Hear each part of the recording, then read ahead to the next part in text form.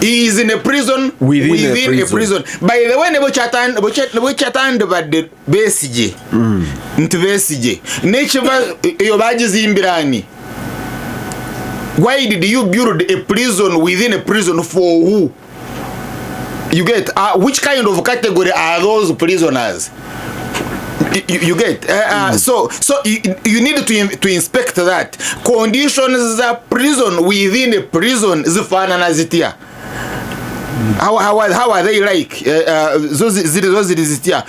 Issue of exercises joyogera ko yerieta because bamulekera akatundu katono ako bakalekera bali is it VIP akatuna ko ba exercising eramu wali muchi because abalala they interact see what seizing okubera na abalala chobala embwa bogisiba yoka it changes behavior ni character katono bo muleka yeka he sees as being human and the objective siku punishing is presumed innocent until proved guilty, so you cannot send alimukomera as a punishment. That you are isolating him as a punishment. Na yo government it is for security reasons.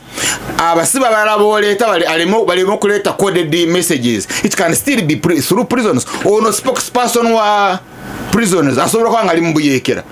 Even the Abashaija himself can be a rebel.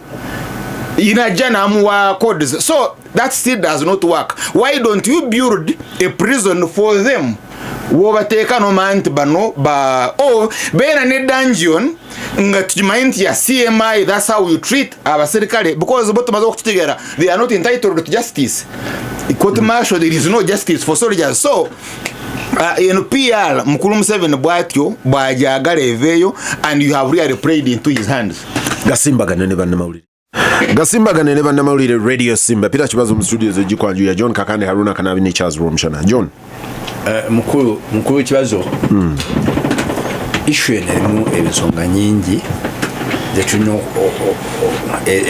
Councilor Ladislas wakafuzi abatumidde mwe nabali mu studio naddala Harunah Kanaabi nsenyo ku moyo mukuru naye ataddeko naddala Harunah Kanaabi Harunah ono engeri gye bamutwala nnyo mu ebibyo bagambye kwogera baroya abandi bamumanyi nefe abateetaaga nnyo eriyo omulala abawadde interpretation agambye idiot is actually muwulenge